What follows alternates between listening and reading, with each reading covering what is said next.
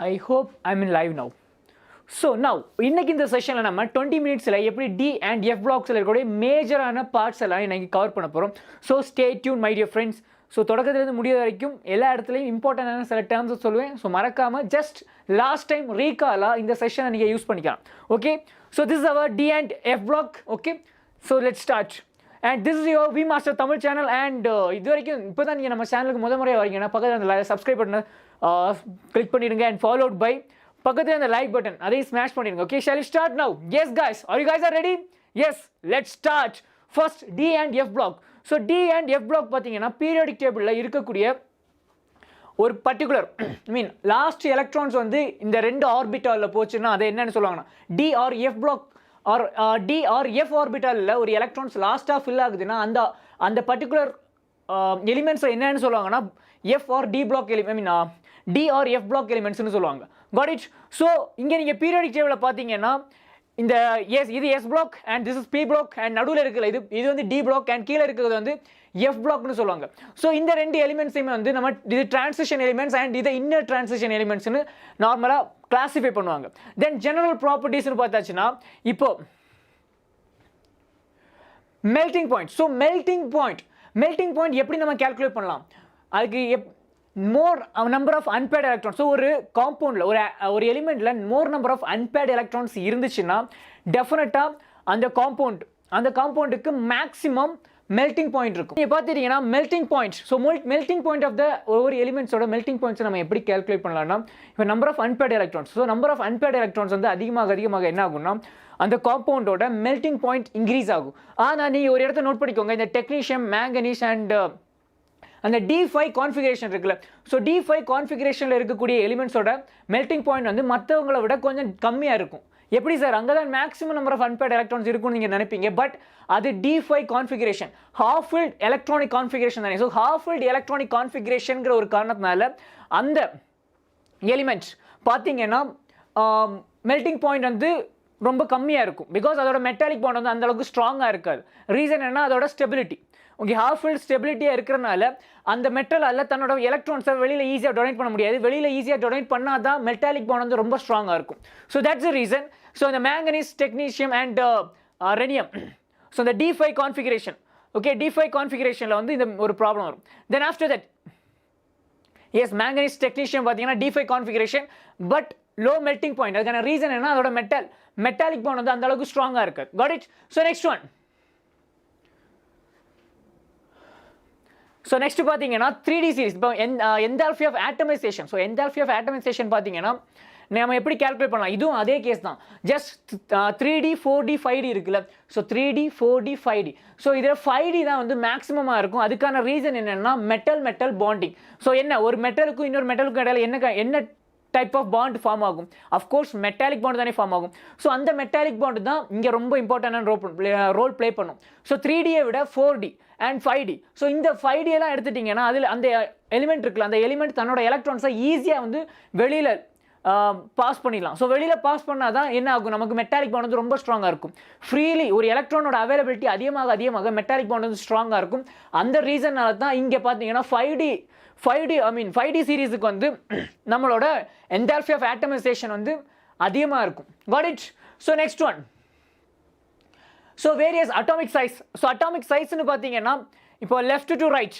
So left to right வரும்போது நமக்கு 3Dயை விட 4D சைஸ் பெருசாக இருக்கும். நமக்கு தான் தெரியும் பீரியாடிக் கிளாசிஃபிகேஷன் ஆஃப் எலிமெண்ட்ஸில் டாப் டு பாட்டம் வரும்போது நம்ம என்ன பண்ணுவோம்? நம்மளோட ஆட்டமோட சைஸ் வந்து இன்க்ரீஸ் ஆகும்னு படிப்போம். ஆனால் இப்போ 3D ஓகே, அதுலேருந்து 4D சைஸ் பெருசு தான். ஆனால் 4Dலேருந்து 5D சைஸ் பெருசாக தானே இருக்கணும். ஆனால் இந்த இடத்துல 5Dயோட சைஸ் ஆல்மோஸ்ட் 4Dக்கு ஈக்குவலாக இருக்கும். அதுக்கான காரணம் என்னென்னா lanthanide contraction. So poor shielding effect of F orbital. So F ஆர்பிட்டாலோட புவர் ஷீல்டிங் எஃபெக்ட் தான் இங்கே இவ்வளோ பெரிய ரோலை ப்ளே பண்ணுது. Okay, so make sure my dear friends, due to lanthanide contraction இந்த 4D சீரீஸும் 5D சீரீஸ்லையும் நம்மளோட ஆட்டம்ஸோட சைஸ் வந்து ஆல்மோஸ்ட் ஈக்குவலாக இருக்கும். Got it? எஸ், அதுக்கு எக்ஸாம்பிள் தான் இதில் பார்த்தீங்கன்னா தெரியும். Zirconium and hafnium 159 and 160 almost equal. Okay, then after that ionisation enthalpy. So ionisation என்தால்பினா என்ன?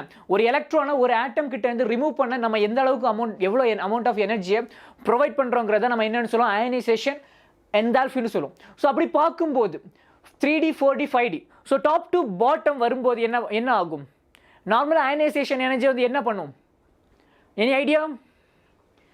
S, 3D 4D 5D top to bottom வர என்ன ஆகும்? சைஸ் பெருசாகும். ஸோ அப்போ எஃபெக்டிவ் நியூக்ளியர் சார்ஜ் வந்து கம்மியாகும். எஃபெக்டிவ் நியூக்ளியர் சார்ஜ் கம்மியானால் ஒரு ஆட்டம் கிட்ட இருந்து ஈஸியாக எலக்ட்ரானை ரிமூவ் பண்ணலாம் இல்லை? ஆனால் இங்கே பார்த்தீங்கன்னா கொஞ்சம் வித்தியாசமாக இருக்கும். மேலேருந்து டாப் டு பாட்டம் வரும்போது 5Dக்கு தான் வந்து அயனைசேஷன் எனர்ஜி வந்து அதிகமாக செலவு பண்ணுறோம். எப்படி? இதுக்கான காரணம் என்னென்னா இப்போ poor shielding effect. So due to poor shielding effect of 4F and 5D series. So 4Fும் 5D series இருக்குல்ல, ஸோ இந்த transition blocks இருக்குல்ல, இந்த d orbitals and f orbitals. So இந்த ஆர்பிட்டால்ஸ் வந்து புவராக ஷீல்டிங் பண்ணுற காரணத்தினால என்ன ஆகும்? ஆட்டோமேட்டிக்காக எஃபெக்டிவ் நியூக்ளியர் சார்ஜ் வந்து அசால்ட்டாக அவுட்டர் மோஸ்ட்டில் இருக்கக்கூடிய எலக்ட்ரானை கிராப் பண்ணும். அப்படி கிராப் பண்ணுறனால நமக்கு ஈஸியாக வந்து ஒரு எலக்ட்ரானை எடுக்க முடியாது. நம்ம we have to provide lot of energy. So that's the thing. நமக்கு அயனைசேஷன் எந்தால்ஃபின்னு பார்த்தீங்கன்னா 3D 4D 5D. ஸோ 5Dக்கு தான் மேக்ஸிமமாக இருக்கும். இட்ஸ் ஆல்மோஸ்ட் ஒரு கிராஃப் இருக்குது. ஓகே, கிராஃபிக்கல் representation. So next one, various oxidation state. So இப்போ டிரான்சிஷன் எலிமெண்ட்ஸ்னு நீங்கள் எடுத்துட்டிங்கன்னா மோஸ்ட்லி நம்ம புக்ஸில் எப்படி மென்ஷன் பண்ணியிருப்பாங்கன்னா, NCERT புக்ஸ் எடுத்துட்டிங்கன்னா எஸ் பிளாக்கு மெயின் பிளாக் எலிமெண்ட்ஸ் இருக்கும்ல, S block and P block, இந்த ரெண்டு எலிமெண்ட்ஸுக்கும் நடுநிலைமையான ப்ராப்பர்ட்டிஸை வச்சிருக்கிறதுனால தான் இந்த எலிமெண்ட்ஸை வந்து நம்ம டி அண்ட் எஃப் பிளாக்ஸ் இல்லைன்னு சொல்லுவாங்கன்னா டிரான்சிஷன் எலிமெண்ட்ஸ்னு சொல்லுவோம். Okay, so it's according to your book. Okay, but இப்போ நீங்கள் அந்த டிரான்சிஷன் எலிமெண்ட்ஸை பார்த்தீங்கன்னா அதுக்கு வேரியஸ் ஆக்சிடேஷன் ஸ்டேட் இருக்கும். இந்த வேரியஸ் ஆக்சிடேஷன் ஸ்டேட்டுக்கு ரீசன் என்னன்னு பார்த்தீங்கன்னா, எஸ் இப்போ பார்த்தீங்கன்னா scandium, titanium, vanadium, chromium, manganese, iron, cobalt, nickel, copper, zinc. So இப்படி இதில் மேங்கனீஸ் வந்து மேக்ஸிமம் ஆக்சிடேஷன் ஸ்டேட்.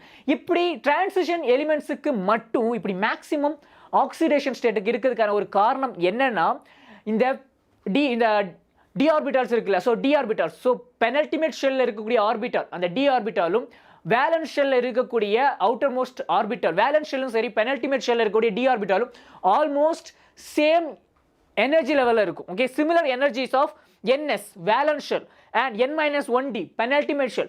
ஸோ இந்த பெனல்டிமேட் ஷெல்லில் இருக்கக்கூடிய டி ஆர்பிட்டாலும் சரி அவுட்டர் மோஸ்ட்டில் இருக்கக்கூடிய எஸ் ஆர்பிட்டாலும் சரி ஆல்மோஸ்ட் ஈக்குவல் எனர்ஜி லெவலில் இருக்கும். இப்படி ஆல்மோஸ்ட் ஈக்குவல் எனர்ஜி லெவலில் இருக்கிற காரணத்தினால தான் இங்கே என்ன ஆகுது, நமக்கு வேரியஸ் ஆக்சிடேஷன் ஸ்டேட் கிடைக்குது. ஓகேவா? So next one, catalytic property. So ஒரு கேட்டலிட்டிக் ப்ராப்பர்ட்டி இருக்கணும்னா ஒரு எலிமெண்ட்டுக்கு கண்டிப்பாக மேக்ஸிமம் சர்ஃபேஸ் ஏரியா இருக்கணும், வேரியஸ் ஆக்சிடேஷன் ஸ்டேட் இருக்கணும். ஆல்ரெடி ப்ரீவியஸ் ஸ்லைடில் நம்ம பார்த்துட்டோம், D block and F block எலிமெண்ட்ஸுக்கு வேரியஸ் ஆக்சிடேஷன் ஸ்டேட் இருக்குன்னு பார்த்துட்டோம். அப்போது வேரியஸ் ஆக்சிடேஷன் ஸ்டேட் இருக்குது. Yes, various oxidation state possible. Then larger surface area, இந்த மெட்டல்ஸை பொறுத்த அளவுக்கு இதோட சர்ஃபேஸ் ஏரியா லார்ஜராக இருக்கும். Then followed by ability to form complexes. இந்த மெட்டல்ஸோட ஒரு ஸ்பெஷாலிட்டி என்னன்னா, இந்த மெட்டல்ஸால் ஈஸியாக ஒரு காம்ப்ளெக்ஸஸ் ஃபார்ம் பண்ண முடியும். கோஆர்டினேஷன் கெமிஸ்ட்ரி சாப்டர் நீங்கள் படிச்சிருப்பீங்க. This complex can form what this compounds, this metals can form complexes. So இந்த மாதிரி ஒரு மூணு ப்ராப்பர்ட்டிஸ் இருக்கிறனால இந்த டி பிளாக் எலிமெண்ட்ஸ் எல்லாம் நம்ம மோஸ்ட்லி கேட்டலிட்டிக் ஆக்டிவிட்டிக்கு யூஸ் பண்ணுவோம். இந்த டிரான்சிஷன் எலிமெண்ட்ஸை கேட்டலிட்டிக் ஆக்டிவிட்டிக்கு யூஸ் பண்ணலாம். So for example Haber's process. So Haber's ப்ராசஸில் நம்ம என்ன மெட்டல் யூஸ் பண்ணுவோம்னா அயன் யூஸ் பண்ணுவோம். Yes, it's easiest one. Already நம்ம கெமிக்கல் இக்குலிபிரியத்தில் படிச்சிருப்போம். And okay, so next one contact process. So contact ப்ராசஸ்லையுமே vanadium metal orient, vanadium pentoxide. So இதுலேயுமே வந்து டி எலிமெண்ட் தான் நம்ம யூஸ் பண்ணியிருக்கோம். ஓகே, ஸோ இதுக்கான ரீசன் என்ன, இதோட various oxidation state and various means larger surface area, then after that complex form ஆகக்கூடிய எபிலிட்டி. ஸோ இந்த 3 பாயிண்ட்ஸ். ஓகே, அப்புறம் மேக்னெட்டிக் ப்ராப்பர்ட்டின்னு பார்த்தீங்கன்னா ஒரு எலிமெண்ட் எடுத்துட்டீங்கன்னா ஒரு எலிமெண்ட் எடுத்துட்டீங்கன்னா அந்த எலிமெண்ட்ல எத்தனை அன்பேர்ட் எலக்ட்ரான்ஸ் இருக்குதோ, ஸோ நம்பர் ஆஃப் அன்பேர்ட் எலக்ட்ரான்ஸை வச்சு தான் ஒரு எலிமெண்ட் வந்து மேக்னெட்டிக், பேராமேக்னெட்டிக்கா, டயாமேக்னெட்டிக்கான்னு கண்டுபிடிப்போம். ஈவன் இப்போ அதோட மேக்னெட்டிக் ப்ராப்பர்ட்டியோட வேல்யூ என்ன, ஸ்பின் ஒன்லி மேக்னெட்டிக் மொமெண்ட். அந்த ஃபார்முலா நீங்கள் பார்த்துட்டீங்கன்னா திஸ் த ஃபார்முலா. இந்த ஃபார்முலாவில் இந்த எண்ணுங்கிறது வந்து number of unpaired electrons. So number of unpaired electron, for example இப்போ scandium, titanium, vanadium, chromium. So இங்கே இருக்கக்கூடிய காம்பவுண்ட்ஸோட number of unpaired electrons. So number of unpaired electrons increase ஆக என்ன ஆகும்னா magnetic property of the element is also increases. Okay, so that's the thing. So இவ்வளவுதான். And these are some examples. And color. So color of the compounds பாத்தீங்கன்னா இப்போ இந்த D complexes so D காம்பவுண்ட்ஸ்னு எடுத்துக்கோங்க. இந்த D elements இருக்குல்ல, transition elements, இந்த elements வந்து ரொம்ப அதிகமாக கலர்ஃபுல்லாக இருக்கும். இந்த கலர்ஃபுல்லாக ஆகிறதுக்கான ரீசன் என்னன்னா, இங்கே electronic transitions possible. D orbital இருந்து இப்போ T2G EGன்னு இந்த டி ஆர்பிட்டால் நம்ம ரெண்டாக பிரிப்போம் இல்லை, எங்கள் காம்ப்ளெக்ஸ் கோஆர்டினேஷன் கெமிஸ்ட்ரியில் நம்ம இந்த டி ஆர்பிட்டால்ஸை ரெண்டாக ஸ்ப்ளிட் பண்ணி படிப்போம் இல்லை. ஸோ இப்படி டி ஆர்பிட்டால் ரெண்டாக ஸ்ப்ளிட் ஆகக்கூடிய இடத்துல என்ன ஆகும்னா, டி டு டி எலக்ட்ரான் வந்து டிரான்சிஷன் ஆகும். இந்த டிரான்சிஷனால தான் ஒரு காம்பவுண்ட் வந்து கலர்ஃபுல்லாக தெரியும். அப்படி நீங்கள் பார்க்கும்போது நம்பர் ஆஃப் அன்பேர்ட் எலக்ட்ரான்ஸ் இருக்கும்போது என்ன ஆகும்னா, நமக்கு அந்த காம்பவுண்ட் வந்து நல்ல கலர்ஃபுல்லாக தெரியும். ஆனால் இப்போ D5 கான்ஃபிகரேஷன், இப்போ D5 கான்ஃபிகரேஷன்னா T2Gல 3 எலக்ட்ரான்ஸ் இருக்கும், EGலையும் 3 எலக்ட்ரான்ஸ் இருக்கும். சாரி, EGலையும் வந்து 2 எலக்ட்ரான்ஸ் இருக்கும். இப்போ பார்த்தீங்கன்னா இப்போ Dல இருக்கக்கூடிய ஒரு எலக்ட்ரானால மேலே இருக்கக்கூடிய EGக்கு வந்து ஷிஃப்ட் ஆக முடியாது. இது வந்து ஸ்பின் ஃபார்பிடன் ஒரு ரூல் இருக்குது. ஓகே, ஸ்பின் ஃபார்பிடன் ஒரு ரூல் இருக்கும். அப்படி இருக்கக்கூடிய ஒரு இந்த ஃபார்பிடன்கிற ஒரு ரூல் இருக்கிறனால தான் இந்த D5 கான்ஃபிகரேஷன் இருக்குல்ல, எஸ் D5, இந்த D5 கான்ஃபிகரேஷனில் நீங்கள் பிங்க்கு அகைன் இந்த எல்லோன்னெல்லாம் போட்டாலுமே இதோட இன்டென்சிட்டி வந்து ரொம்ப கம்மியாக இருக்கும். மற்ற கலர் வந்து எவ்வளோ இன்டென்ஸாக இருக்குதோ அதை விட இந்த ரெண்டு கான்ஃபிகரேஷன், இந்த D5 கான்ஃபிகரேஷனோட கலரோட அந்த இன்டென்சிட்டி வந்து ரொம்ப கம்மியாக இருக்கும். அதுக்கான ரீசன் என்னன்னா, ஸ்பின் ஃபார்பிடன் அப்படிங்கிற ஒரு ரூல். அது மட்டும் நீங்கள் ஜஸ்ட் திங்க் பண்ணால் போதும். Okay, next one K2Cr2O7 potassium dichromate. So இந்த பொட்டாசியம் டைக்ரோமேட் நீங்கள் எடுத்துட்டீங்கன்னா இதோட கலர், ஸோ அதோட கலர் வந்து இப்படி தான் இருக்கும். இது ஆக்சுவலி நம்ம லேபில் எல்லாம் பார்த்துருப்போம். So there is 2 different forms of potassium. Okay, potassium dichromate. First என்னன்னா குரோமேட் அயானாக இருக்கும். ஸோ இந்த ஒரு ஸ்ட்ரக்சரில் இருக்கும், ஆர் டைக்ரோமேட் அயான் இருக்கும். அண்ட் இந்த ஸ்ட்ரக்சர் கொஞ்சம் படிச்சுக்கோங்க. Okay, so chromate ion and dichromate ion. So this is just normal, ஒரு கிளான்ஸ் விட்டால் போதும். ஓகே, தென் ஆஃப்டர் தட் இதோட preparation. So preparations, yeah, just sodium carbonate, so chromite, இந்த CO2 வந்து இங்கே வரும். ஓகே, ஸோ குரோமேட் ஓர் இருக்குல்ல, ஸோ குரோமேட் ஓரை நம்ம சோடியம் கார்பனேட் கூட ரியாக்ட் பண்ண வைக்கும்போது நமக்கு என்ன கிடைக்கும்னா, நமக்கு சோடியம் குரோமேட் கிடைக்கும். So sodium chromate and ferric oxide கிடைக்கும். தென் இதை ஃபாலோட் பை என்ன பண்ணுவாங்கன்னா, கான்சென்ட்ரேட்டட் சல்ஃபியூரிக் ஆசிட்ல போடும்போது நமக்கு சோடியம் டைக்ரோமேட் கிடைக்கும். தென் KCl, ஸோ KCl கூட ரியாக்ட் பண்ணும்போது நமக்கு பொட்டாசியம் டைக்ரோமேட் கிடைக்கும். Yes, this is the final product. So இது வந்து ப்ரிப்பரேஷன் ஆஃப் நமக்கு பொட்டாசியம் டைக்ரோமேட் வந்து எப்படி ப்ரிப்பேர் பண்ணக்கூடிய ஒரு மெத்தடாலஜி. ஓகே, தென் கெமிக்கல் ரியாக்ஷன்ஸ்னு பார்த்தீங்கன்னா oxidising action in acidic medium.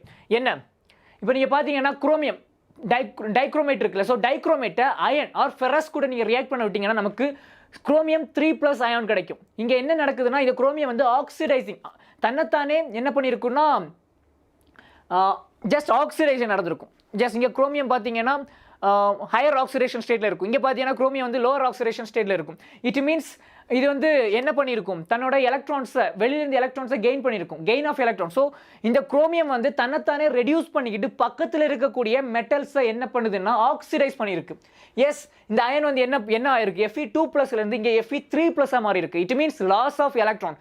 So இந்த அயனை ஆக்சிடைஸ் பண்ணுறதுக்கு இந்த குரோமியம் தன்னைத்தானே ரெடியூஸ் பண்ணியிருக்கு.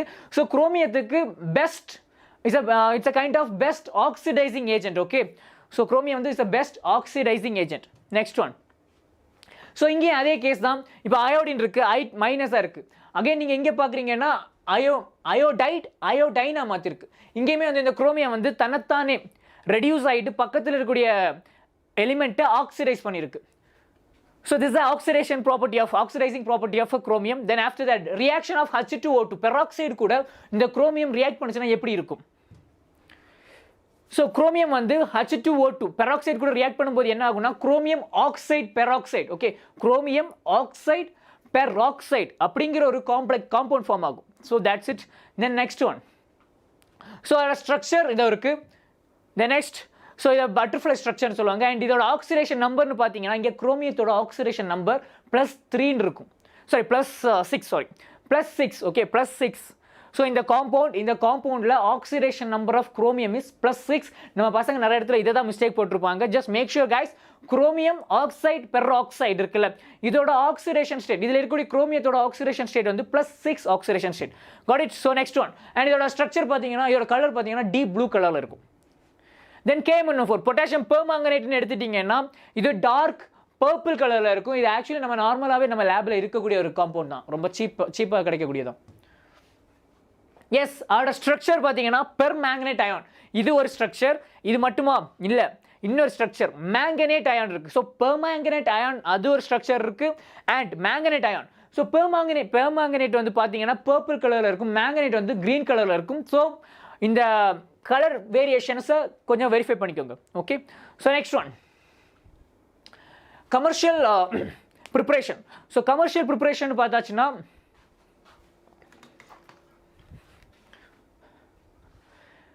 ஸ்டெப் 1 MnO2 இருக்குல்ல, மேங்கனீஸ் டை ஆக்சைடு. ஸோ இந்த MnO2வை நீங்கள் KOH கூட ரியாக்ட் பண்ணும்போது KOH கூட ரியாக்ட் பண்ணி என்ன பண்ணுறீங்க, ஏர் கூட ஆக்சிடைஸ் பண்ணுறீங்க. அப்படி ஆக்சிடைஸ் பண்ணும்போது இந்த MnO2 வந்து என்ன ஆகும்னா மேங்கனேட் அயானா மாறும், MnO4 2- மாறிடும். ஓகேவா? தென் that's it. Then followed by இந்த மேங்கனேட் அயான் இருக்குல்ல, இந்த மேங்கனேட் அயானை ஃபர்தராக எலக்ட்ரோலைட்டிக் ஆக்சிடேஷன் பண்ணுறோம். ஆக்சிடைஸ் பண்ணும்போது தான் இது பெர்மேங்கனேட் அயானா மாறுது. ஓகேவா? So that's a thing. Next laboratory preparation. So laboratory ப்ரிப்பரேஷனில் நம்ம என்ன பண்ணுவோம், Mn2+ அயான் இருக்குல்ல, ஸோ Mn2+ அயானா பெர் ஆக்சி டைசல்ஃபேட் அந்த காம்பவுண்ட் கூட நம்ம ரியாக்ட் பண்ண விட்டு பெர்மேங்கனேட் கிரியேட் பண்ணுவோம், சிந்தசிஸ் பண்ணலாம். தென் கெமிக்கல் ரியாக்ஷன்ஸ்னு பார்த்தாச்சுன்னா இப்போ KMnO4 action of heat. So KMnO4 ஹீட்டில் நம்ம போட்டாச்சுன்னா என்ன ஆகும்னா பொட்டாசியம் மேங்கனேட் ஃபார்ம் ஆகும், K2MnO4 plus manganese di oxide அந்த காம்பவுண்ட் ஃபார்ம் ஆகும். Okay, next so second oxidation property. So manganese இந்த KMnO4ல அதோட ஆக்சிடேஷன் ப்ராப்பர்ட்டியை நம்ம பார்க்கலாம். ஸோ மேங்கனீஸ், ஸோ இந்த மெட்டல் இன் அசிடிக் மீடியம். ஸோ இந்த பொட்டாசியம் பெர்மேங்கனேட் இருக்குது, இந்த பொட்டாசியம் பெர்மேங்கனேட் அசிடிக் மீடியம்னு பார்த்தீங்கன்னா அயோடினை வந்து என்ன பண்ணுதுன்னா இது ஆக்சிடைஸ் பண்ணியிருக்கு. ஸோ இந்த மேங்கனீஸ் வந்து ரிடக்ஷன் போயிருக்கு. ஸோ மேங்கனீஸ் தன்னைத்தானே ரெடியூஸ் பண்ணிக்கிட்டு அயோடினை வந்து ஆக்சிடைஸ் பண்ணியிருக்கு. ஸோ இதுவுமே வந்து குட் ஆக்சிடைசிங் ஏஜென்ட். ஸோ நார்மலாகவே லேபில் வந்து KMnO4 அதிகமாக எதுக்கு யூஸ் பண்ணுவாங்கன்னா ஆக்சிடேஷன் பர்பஸுக்கு யூஸ் பண்ணுவாங்க. இதோட ஸோ லேப் ஓரியன்ட் பர்பஸ் யூசஸில் மேக்ஸிமம் இது எதுக்கு யூஸ் பண்ணுவாங்கன்னா ஆக்சிடைசிங் ஏஜென்ட்டாக இதை யூஸ் பண்ணுவாங்க. ஏன்னா இது தன்னைத்தானே ரெடியூஸ் பண்ணிட்டு பக்கத்தில் இருக்கக்கூடிய காம்பவுண்டை ஆக்சிடைஸ் பண்ணி விட்டுரும். Okay, so that's it. In neutral, so இப்போ அசிடிக் மீடியத்தில் நான் பார்த்துட்டோம். அகைன் நியூட்ரல் என்ன பண்ணும், ஸோ நியூட்ரல்லையுமே ஒன்றும் வித்தியாசம் கிடையாது. அங்கே நீங்கள் பார்த்தீங்கன்னா ஸோ அசிடிக் மீடியத்தில் வந்து நமக்கு அயோடின் கிடைக்கும். பட் நியூட்ரல் மீடியத்தில் பார்த்தீங்கன்னா நமக்கு அயோடேட் கிடைக்கும். That's a little bit difference. So இதை மட்டும் கொஞ்சம் வெரிஃபை பண்ணிக்கோங்க. Next F-block. ஸோ F-blocks பார்த்துட்டிங்கன்னா lanthanum to lutetium. Okay, so lanthanum to lutetium இருக்கும். இதில் கான்ஃபிகரேஷன் ஒரே ஒரு பர்சனுக்கு மட்டும்தான் கான்ஃபிகரேஷன் டிஃப்ரெண்டாக இருக்கும். அந்த பர்சன் யாருன்னா கடோலினியம். ஸோ கடோலினியத்தோட கான்ஃபிகரேஷன் மட்டும் நம்ம திங்க் பண்ணுறது இப்படி நம்ம திங்க் பண்ணுவோம். பட் ஆக்சுவலி இதோட கான்ஃபிகரேஷன் எப்படி இருக்குன்னா 4f7 and 5d1 6s2. ஏன் இந்த கான்ஃபிகரேஷன் வருதுன்னா 4f7 இருக்குல்ல, இது வந்து ரொம்ப ஸ்டேபிள் கான்ஃபிகரேஷன். ஏன் ஹாஃப் ஃபில்டு ஸ்டெபிலிட்டி இருக்கும்ல, ஸோ ஹாஃப் ஃபில்டு ஸ்டெபிலிட்டிக்காக தான் இந்த காம்பவுண்ட் கிடைக்கும். அண்ட் ஆஃப்டர் தட் இந்த கடோலினியம்னு பார்த்தீங்கன்னா இதோட மேக்ஸிமம் இதோட +3 ஆக்சிடேஷன் ஸ்டேட் வரைக்கும் நமக்கு ரொம்ப அயனைசேஷன் எனர்ஜி வந்து ரொம்ப கம்மியாக தான் இருக்கும். தேர்ட் அயனைசேஷன் எனர்ஜி வர இந்த கடோலினியத்துக்கு ரொம்ப கம்மியாக தான் இருக்கும். தேர்டுக்கு அடுத்து ஃபோர்த் அயனைசேஷன் எனர்ஜி தான் அதிகமாக இருக்கும். அதுக்கான காரணம் இது ஹாஃப் ஃபில்டு கான்ஃபிகரேஷன். ஓகேவா? So next one atomic size பார்த்தீங்கன்னா it's easy because it's lanthanide contraction இருக்கும். இதுக்கான காரணம் என்னன்னா எஃப் ஆர்பிட்டால் வந்து புவர் ஷீல்டிங் எஃபெக்ட். எஃப் ஆர்பிட்டாலோட புவர் ஷீல்டிங் எஃபெக்ட் தான் இங்கே காரணம். Next one oxidation state. So oxidation state பார்த்தாச்சுன்னா எலிமெண்ட்ஸ் ஒவ்வொரு எலிமெண்ட்ஸ் இருக்குது. மோஸ்ட்லி இது +3 ஆக்சிடேஷன் ஸ்டேட்லாம் காமனாக இருக்குங்க. பார்த்தீங்கன்னா தெரியும் +3 அது போக சில எலிமெண்ட்ஸுக்கு வந்து +2 oxidation state stable and +4 oxidation ஸ்டேட்டும் stable. Got it? Then after that, yes, +3 is the most common oxidation state. And chemical reaction of lanthanides பார்த்தாச்சுன்னா என்னென்ன வரும்? So these are the some overall chemical reactions. So இப்போ lanthanides இருக்கு. lanthanides heat பண்ணி எரிய வைக்கிறோம். இந்த presence of oxygen நம்ம எரிய வச்சாச்சுன்னா Ln2O3 மாறும். அண்ட் இந்த presence of sulfur வச்சு நம்ம எரிய வச்சாச்சுன்னா Ln2S3 மாறும். ஒன்றும் பெரிய டிஃப்ரென்ஸ் இல்லை. ஆக்சிஜன் இருக்கக்கூடிய இடத்துல சல்ஃபர் போட்டால் போதும். Again in heated with nitrogen போட்டிங்கன்னா இங்கே பார்த்தீங்கன்னா என்ன சார் இது Ln2O3னா ஆக்சிஜனோட வேலன்சி வந்து 2, லாந்தனைடோட வேலன்சி வந்து 3. ஸோ அதுதான் நம்ம கிராஸ் பண்ணி லாந்தனைடோட 3 இங்கே இருக்குது, ஆக்சிஜனோட 2 இந்த பக்கம் இருக்குது. So same way sir. அப்போ இங்கே பார்த்தாங்கன்னா லாந்தனைட் 3 தான் வரும். லாந்தனைட் வந்து +3 ஆக்சிடேஷன் ஸ்டேட், நைட்ரஜன் பார்த்தீங்கன்னா -3 ஆக்சிடேஷன் ஸ்டேட். ஸோ ரெண்டுமே கட் டவுன் ஆகிடும். So Ln lanthanum nitrate. Okay, then after that with carbon கூட ரியாக்ட் பண்ண விடும்போது என்ன ஆகும்னா லாந்தனைட் LnC2ங்கிற காம்பவுண்ட் கிடைக்கும். வாட்டர் கூட ரியாக்ட் பண்ண விடும்போது லாந்தனம் LnOH ஹைட்ராக்சில் குரூப்ஸ் இருக்கும், OH குரூப் இருக்குது மாதிரி. ஓகே, தென் வித் ஹாலஜன்ஸ் பார்த்தீங்கன்னா X3, then with acids H2 form ஆகும். Okay, so that's it. Actinides so actinium 2 lawrencium. So இந்த ஆக்டினைட்ஸ்லையும் ஒரு எக்ஸப்ஷன் எலிமெண்ட்ஸ் இருக்குது. அண்ட் இதில் இருக்கக்கூடிய மோஸ்ட் ஆஃப் த எலிமெண்ட்ஸ் வந்து ரேடியோ ஆக்டிவ். ஓகே, அது எக்ஸாம்பிள் பார்த்தீங்கன்னா யுரேனியம். எஸ், ஸோ ஒரே ஒரு எக்ஸப்ஷன், மோஸ்ட்லி ஆக்டினேட்டோட கான்ஃபிகரேஷன் வந்து இப்படி தான் இருக்கும். ஆனால் ஒரே ஒரு எலிமெண்ட் மட்டும் கொஞ்சம் டிஃப்ரெண்டாக இருக்கும். அது என்னென்னா கியூரியம். ஸோ இந்த கியூரியமில் என்ன பண்ணுவோம், என்ன வித்தியாசம்னா இங்கேயுமே வந்து அந்த ஹாஃப் ஃபீல்டு ஸ்டெபிலிட்டிக்காக டியில் இருக்கக்கூடிய ஒரு எலக்ட்ரானை அனுப்பிக்கிட்டு இங்கே 5f இருக்குல்ல, அந்த 5fல 7 ஹாஃப் ஃபீல்டு ஸ்டெபிலிட்டி வந்து அட்டைன் பண்ணும். Okay, so that's a single reason, nothing else. Next, இங்கேயுமே லாந்தனைட் கான்ட்ராக்ஷன் எப்படியோ அதே மாதிரி இங்கே ஆக்டினைட் கான்ட்ராக்ஷன்ஸ் இருக்கும். அந்த கான்ட்ராக்ஷன் இருக்கிறனால நம்ம சைஸ் வந்து ரொம்ப அப்நார்மலாக கம்மியாக இருக்கும். Okay, so next one, due to poor shielding effect of 5f orbital. That's it. So actinide contraction is greater then lanthanide contraction. Super. So இதை படிச்சுக்கோங்க. ஓகே, லாந்தனைட் கான்ட்ராக்ஷன் இருக்குது, ஆக்டினைட் கான்ட்ராக்ஷன் இருக்குது. இதை எந்த கான்ட்ராக்ஷன் வந்து ரொம்ப மேக்ஸிமமாக இருக்குன்னா ஆக்டினைட்டோட கான்ட்ராக்ஷன் தான் அதிகமாக இருக்கும். ரீசன் என்ன, 5f ஆர்பிட்டால் இருக்கனால. ஸோ 5f ஆர்பிட்டால் வந்து இன்னும் புவர் ஷீல்டிங்காக இருக்கும். Okay, yes, 5f is even more poor shielding than 4f orbital. Okay, that's a thing. Next, variable oxidation state. இங்கேயுமே வேரியபிள் ஆக்சிடேஷன் ஸ்டேட் இருக்கும். அதுக்கான காரணம் என்னன்னா, எப்படி அங்கே நம்ம லாந்தனைட்ஸ் டி பிளாக்கில் வந்து டி ஆர்பிட்டாலும் பெனல்டிமேட் ஷெல்லும் அண்ட் வேலன்ஸ் ஷெல்லில் இருக்கக்கூடிய எலக்ட்ரான்ஸ் வந்து ஆல்மோஸ்ட் ஈக்குவல் எனர்ஜியில் இருக்கும். அதே மாதிரி தான் இங்கேயுமே வந்து இன்னர் பெனல்டிமேட் ஷெல்லும் வேலன்ஸ் ஷெல்லும் மூணுமே very less energy gap. Almost energy difference வந்து ரொம்ப அதிகமாக இருக்காது, ரொம்ப ஈக்குவலாக தான் இருக்கும். ஆல்மோஸ்ட் இந்த 3 எனர்ஜி லெவல்ஸுமே, இந்த 3 ஆர்பிட்டால்ஸோட எனர்ஜி லெவல்ஸுமே ஆல்மோஸ்ட் ஈக்குவலாக இருக்கும். அப்படி இருக்கிறனால தான் இங்கே வேரியஸ் ஆக்சிடேஷன் ஸ்டேட் இங்கேயும் ஃபார்ம் ஆகுது. Okay guys, so these are just some important points in our D and F block elements. So இந்த பாயிண்ட்ஸ் அது மறக்காமல் படிச்சுக்கிட்டு போங்க. அண்ட் இந்த செஷனோட PDF உங்களுக்கு வேணும்னா நம்மளோட டெலிகிராம் குரூப்பில் ஜாயின் பண்ணிடுங்க. இன்னும் நம்ம செஷனை லைக் பண்ணல, ஷேர் பண்ணலைன்னா ஃபாஸ்ட்டாக அதை பண்ணுங்கள். அண்ட் டோன்ட் ஃபர்கெட், இந்த செஷனுக்கான PYQஸை நம்ம இன்னைக்கு ஈவினிங்கே நம்ம சால்வ் பண்ண போகிறோம். So stay tuned. ஸோ இதை படித்தா மட்டும் போதாது, அதை நம்ம ரீகால் பண்ணணும், சால்வ் பண்ணணும். நிறைய ப்ராப்ளம்ஸை எடுத்து சால்வ் பண்ண ட்ரை பண்ணும். ஸோ நம்ம உங்கள் கூட சேர்ந்து சால்வ் பண்ண நான் தயாராக இருக்கேன், நீங்கள் தயாராக. So if you all guys are ready, இன்னைக்கு ஈவினிங் பார்க்கலாம். ஸோ நம்ம சேர்ந்து சால்வ் பண்ணலாம். see you on that particular session. see you guys, நல்லா படிங்க. ஓகே, பாய்.